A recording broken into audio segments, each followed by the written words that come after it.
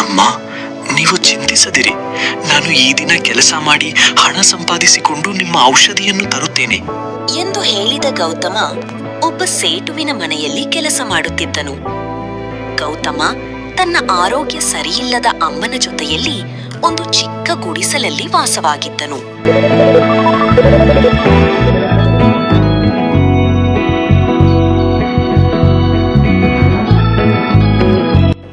ಗೌತಮ, ಈ ದಿನ ಮೇಕೆ ಬಯಸುತ್ತಿದ್ದ ಶ್ರೀಧರ ಬಂದಿಲ್ಲ.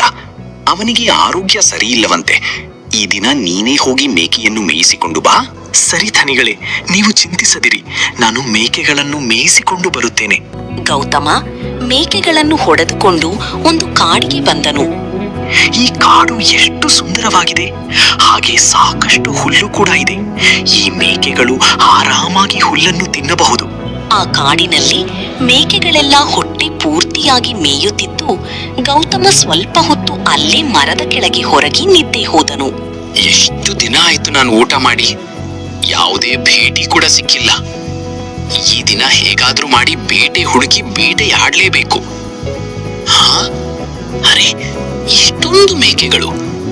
ಇವತ್ತು ನನಗೆ ಹೊಟ್ಟೆ ತುಂಬಾ ಆಹಾರ ಸಿಗತ್ತೆ ಅನ್ಸತ್ತೆ. ಇವತ್ತು ಒಂದು ಮೇಕೆನ ಬೇಟೆ ಆಡ್ಲೇಬೇಕು. ಆ ರಾಕ್ಷಸ ನಿಧಾನವಾಗಿ ಒಂದು ಮೇಕೆಯನ್ನು ಎತ್ತಿಕೊಂಡು ಹೋದನು. ಉಳಿದ ಮೇಕೆಗಳು ಮೇಯುತ್ತಿದ್ದ ಸ್ಥಳವನ್ನು ಬಿಟ್ಟು ಬೇರೆ ಸ್ಥಳಕ್ಕೆ ಹೋದವು. ಇತ್ತ ಗೌತಮನಿಗೆ ಎಚ್ಚರಿಕೆಯಾಯಿತು. ಅರೇ ಭಗವಂತ, ಇದೇನು? ನನ್ನ ಮೇಕೆಗಳು ಎಲ್ಲಿ ಹೋದವು? ಅರೇ ಭಗವಂತ, ಅನೇಕಗಳು ಇಲ್ಲದೆ ಹೋಗಲು ಸಾಧ್ಯವಿಲ್ಲ.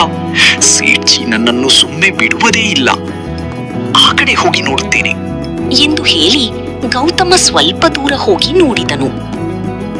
ಅರೇ, ಈ ಮೇಕೆಗಳೆಲ್ಲ ಎಲ್ಲಿವೆ ಎಂದು ಹೇಳಿ ಮೇಕೆ ಬಳಿ ಹೋದನು. 1, 2, 3, 4, 5. ಅರೆ, ಇದೇನು ಬರೀ 5 ಮೇಕೆಗಳಿವೆ. ಇನ್ನೊಂದು ಮೇಕೆ ಎಲ್ಲಿ ಹೋಯಿತು? ಇಲ್ಲಿ ಎಲ್ಲಾದರೂ ಅಕ್ಕಪಕ್ಕ ಇರಬಹುದು. ಒಂದು ಸಾರಿ ನೋಡುತ್ತೇನೆ ಎಂದು ಅಂದುಕೊಂಡು ಗೌತಮ ತುಂಬಾ ಮುಂದೆ ಹೋಗಿ ನೋಡಿದ. ಆದರೆ ಮೇಕೆ ಎಲ್ಲೂ ಕಾಣಿಸಲಿಲ್ಲ. ಅರೇ ಭಗವಾನ್, ಇದೇನು ಪರೀಕ್ಷಿತಂತೆ ಆ ಮೇಕೆಗಳನ್ನು ಕರೆದುಕೊಂಡು ಹೋಗಲಿಲ್ಲ ಎಂದರೆ ಸೇಟು ನನ್ನನ್ನು ಹೊಡೆಯುತ್ತಾನೆ. ದೇವರೇ, ಇವಾಗ ನಾನು ಏನು ಮಾಡಲಿ? ಗೌತಮ ಉಳಿದ ಮೇಕೆಯನ್ನು ಹೊಡೆದುಕೊಂಡು ಸೇಟು ಮನೆಗೆ ಬಂದನು. ಅರೆ ಗೌತಮ, ಬರೀ 5 ಮೇಕೆಗಳಿವೆ. ಇನ್ನೊಂದು ಮೇಕೆ ಎಲ್ಲಿ? ನನಗೆ ತಿಳಿದಿಲ್ಲ ದನಿಗಳೇ. ನಾನು ಎಲ್ಲಾ ಕಡೆ ಹುಡುಕಿದೆ, ಆದರೆ ಆ ಮೇಕೆ ಎಲ್ಲೂ ಕೂಡ ಸಿಗಲಿಲ್ಲ. ಏನು ಹೇಳುತ್ತಿರುವೆ ನೀನು? ಗೊತ್ತಿಲ್ಲ ಎಂದರೆ ಏನು ಅರ್ಥ? ನೋಡು ಗೌತಮ, ನೀನು ನನ್ನ ಮೇಕೆಯನ್ನು ಮರಳಿ ತಂದಿಲ್ಲ ಎಂದರೆ ನಿನ್ನನ್ನು ಕೆಲಸದಿಂದ ತೆಗೆದು ಹಾಕುವೆನು. ಹಾಗೆ ನಿನಗೆ 1 ರೂಪಾಯಿ ಸಂಬಳ ಕೂಡ ಕೊಡುವುದು ಎಂದು ಹೇಳಿದನು. ಗೌತಮ ಆ ಮೇಕೆಯನ್ನು ಹುಡುಕಿಕೊಂಡು ಮತ್ತೆ ಆ ಕಾಡಿಗೆ ಹೋದನು. ಹೇ ಮೇಲಿರೋನೆ, ನನ್ನ ಮೇಕೆ ಎಲ್ಲಿ ಹೋಯಿತು? ಮೇಕೆ ಸಿಗಲಿಲ್ಲವೆಂದರೆ ಧಣಿಗಳು ನನ್ನ ಕೆಲಸದಿಂದ ತೆಗೆಯುತ್ತಾರೆ. ಹಾಗೆ 1 ರೂಪಾಯಿ ಕೂಡ ಕೊಡುವುದಿಲ್ಲ. ಹಣ ಸಿಕ್ಕಿಲ್ಲವೆಂದರೆ ಅಮ್ಮನಿಗೆ ಔಷಧಿ ಹೇಗೆ ಕೊಡಿಸಲಿ? ಗೌತಮ ಅಲ್ಲಿ ಅಳುತ್ತಾ ಕುಳಿತಿದ್ದ.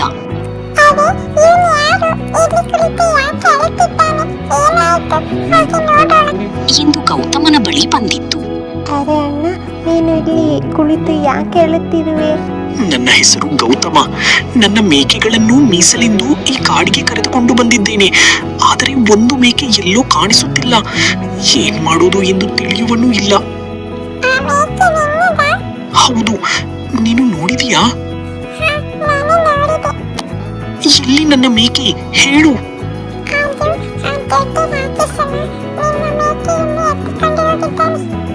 ಹೌದಾ? ಅದು ಯಾವ ರಾಕ್ಷಸ? ಅವನು ಎಲ್ಲಿರುತ್ತಾನೆ? ದಯವಿಟ್ಟು ತಿಳಿಸು.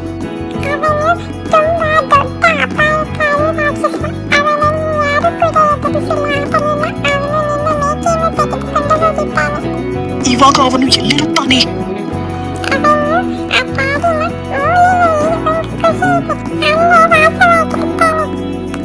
ಹಾಗಾದರೆ ನನಗೆ ದಾರಿ ತೋರಿಸು. ಹೌದು, ನಡಿ. ನನಗೆ ಸಮಯವಿಲ್ಲ. ನನ್ನ ಅಮ್ಮನಿಗೆ ಔಷಧಿ ತೆಗೆದುಕೊಂಡು ಹೋಗಬೇಕು. ನನಗೆ ಆ ಮೇಕೆ ಬೇಕು. ಇಲ್ಲವೆಂದರೆ ಸೇಟು ನನಗೆ ಹಣ ಕೊಡುವುದಿಲ್ಲ. ನನಗೆ ಆ ಗುಹೆಯನ್ನು ತೋರಿಸು. ನಡಿ. ಎಂದು ಹೇಳಿ ಆ ಹದ್ದು ಗೌತಮನನ್ನು ಆ ಗುಹೆ ಬಳಿ ಕರೆದುಕೊಂಡು ಹೋಯಿತು. ನಿನಗೆ ತುಂಬಾ ಧನ್ಯವಾದಗಳು ಹದ್ದು ಎಂದು ಹೇಳಿ ಗೌತಮ ಗುಹೆಯೊಳಗೆ ಹೋದನು. ಆ ಹದ್ದು ಕೂಡ ಗೌತಮನನ್ನು ಹಿಂಬಾಲಿಸಿಕೊಂಡು ಹೋಯಿತು.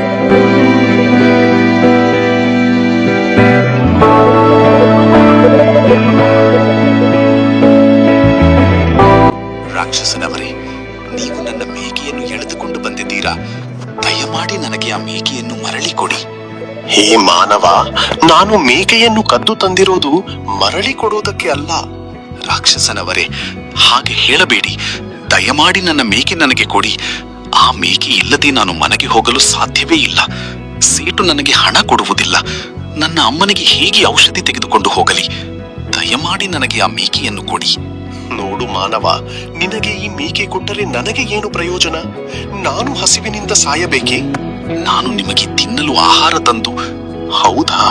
ಹಾಗಾದರೆ ಏನು ತಂದು ಕೊಡುವೆ ಹೇಳು? ನೀವು ತಿನ್ನುವಷ್ಟು ಆಹಾರವನ್ನು ನಾನು ನಿಮಗೆ ತಂದು ಕೊಡುತ್ತೇನೆ. ಹಾಗಾದರೆ ನನಗೆ 4 ಮೇಕೆಗಳು ಬೇಕು.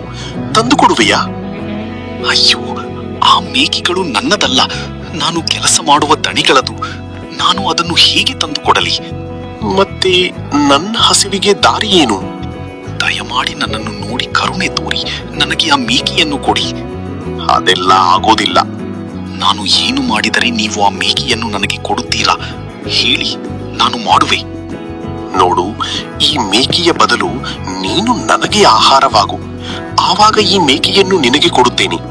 ಸರಿ, ನೀನು ಹೇಳಿದ ಹಾಗೆ ಮಾಡುತ್ತೇನೆ. ಆದರೆ ನಾನು ಹೋಗಿ ಈ ಮೇಕೆಯನ್ನು ಕೊಟ್ಟು ಸೇಟುವಿನ ಬಳಿ ಹಣ ತೆಗೆದುಕೊಂಡು ಅಮ್ಮನಿಗೆ ಔಷಧಿ ತಂದುಕೊಟ್ಟು ಬರುವೆನು. ನೀನು ನನ್ನ ಮೂರ್ಖ ಅಂತ ಅನ್ಕೊಂಡಿದ್ದೀಯಾ? ಇಲ್ಲ ಇಲ್ಲ, ಹಾಗಿಲ್ಲ. ನಾನು ಮರಳಿ ಬಂದೇ ಬರುತ್ತೇನೆ. ನೀನು ಮರಳಿ ಬರುತ್ತೀಯಾ ಎಂದು ಹೇಗೆ ನಂಬಲಿ ನಾನು? ಇಲ್ಲ ಇಲ್ಲ, ಹಾಗಿಲ್ಲ. ನಾನು ಮರಳಿ ಬಂದೇ ಬರುತ್ತೇನೆ. ಕೊಟ್ಟ ಮಾತಿಗೆ ತಪ್ಪಿಲ್ಲ. ಬಂದೇ ಬರುತ್ತೇನೆ. ನೀನು ಬರದಿದ್ದರೆ ನಾನೇ ಬಂದು ಆ ಮೇಕೆಗಳನ್ನು ಪೂರ್ತಿ ಕೊಂದು ತಿನ್ನುವೆ. ಹಾಗೆಲ್ಲ ಮಾಡಬೇಡಿ. ನಾನು ಬಂದೇ ಬರುತ್ತೇನೆ. ಸರಿ, ನೀನು ಹೋಗಬಹುದು. ಗೌತಮ ಆ ಮೇಕೆಯನ್ನು ಹೊಡೆದುಕೊಂಡು ಸೇಟುವಿನ ಮನೆಯ ಬಳಿ ಬಂದನು. ದನಿ, ನಿಮ್ಮ ಮೇಕೆಯನ್ನು ನಾನು ತಂದಿರುವೆನು. ತೆಗೆದುಕೊಳ್ಳಿ ಈ ಮೇಕೆಯನ್ನು. ಗೌತಮ, ಇವತ್ತು ನೀನ್ ಬಚ್ಚಾವದೆ. ದನಿಗಳೇ, ನಿಮ್ಮ ಮೇಕೆಯನ್ನು ತಂದುಕೊಟ್ಟಿದ್ದೇನೆ. ನನಗೆ ನನ್ನ ಸಂಬಳವನ್ನು ಕೊಡಿ. ಸರಿ, ಆಯ್ತು. ತೆಗೆದುಕೋ ಈ ನಿನ್ನ ಸಂಬಳವನ್ನು. ಗೌತಮ ಸಂಬಳವನ್ನು ತೆಗೆದುಕೊಂಡು ತನ್ನ ತಾಯಿಗೆ ಮಾತ್ರೆಗಳನ್ನು ತೆಗೆದುಕೊಂಡು ಮನೆಗೆ ಬಂದನು. ತೆಗೆದುಕೊಳ್ಳಿ ಮಾತ್ರೆಗಳನ್ನು. ಸರಿಯಾದ ಸಮಯಕ್ಕೆ ಮಾತ್ರೆ ಔಷಧಿಯನ್ನು ತೆಗೆದುಕೊಳ್ಳಿ. ಸರಿ ಗೌತಮ, ನೀನು ಹೇಳಿದಾಗೆ ಮಾಡ್ತೀನಿ. ಆದರೆ ಇಷ್ಟೊಂದು ಹಣ ಎಲ್ಲಿಂದ ತಂದೆ ನೀನು?